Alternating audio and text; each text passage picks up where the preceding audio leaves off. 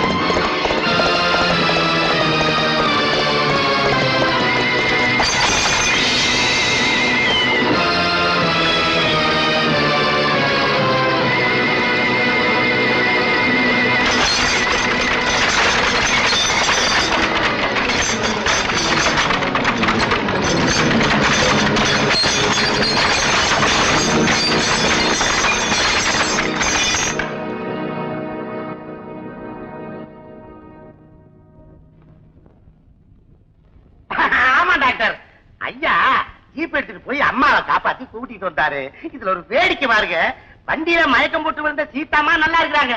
காப்பாத்த போன ஐயாவுக்கு தலையில அடிபட்டு போச்சு, ரத்தம் வேற வருது, மயக்கமா இருக்கிறாரு, கடுமையான ஜுரம் அடிக்குது. உடனே பரப்பிட்டு வாங்க சார்.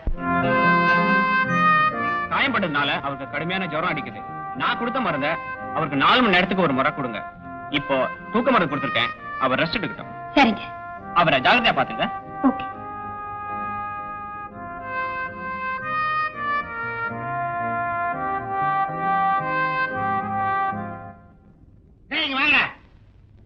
இத கொண்டு போய் டாக்டர் கார்ல வச்சுட்டு வாங்க. அதை நீங்க செஞ்சா என்ன?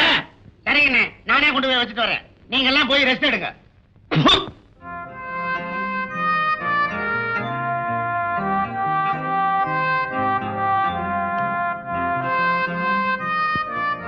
Mister Manohar, mister Manohar, mister Manohar, எழுந்துக்கிறீங்களா? மிஸ்டர் மனோகர், மணியாச்சு, மாத்திரை சாப்பிடணும்.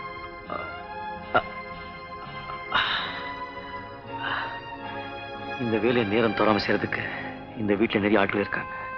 கடமையை செய்யறவங்களுக்கும் கடன்பட்டவங்களுக்கும் நிறைய வித்தியாசம் இருக்கு மிஸ்டர் மனோகர். பரவாயில்லையே, இத்தனை நாளுக்கு அப்புறமாவது என்ன கடன்பட்டிருக்கீங்களே, தேங்க்ஸ்.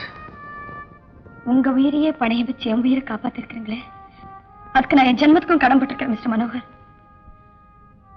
உங்க காலையை தொட்டு கும்பிடணும் தான் தோணுது, ஆனா ரயில்ல இந்த காலடியில் தான் பணம் கடந்ததுங்கிறத நினைக்கும் போது ஐ எம் வெரி சாரி. உங்க மேல இருக்கிற மதிப்பே குறைஞ்சு போயிடும்.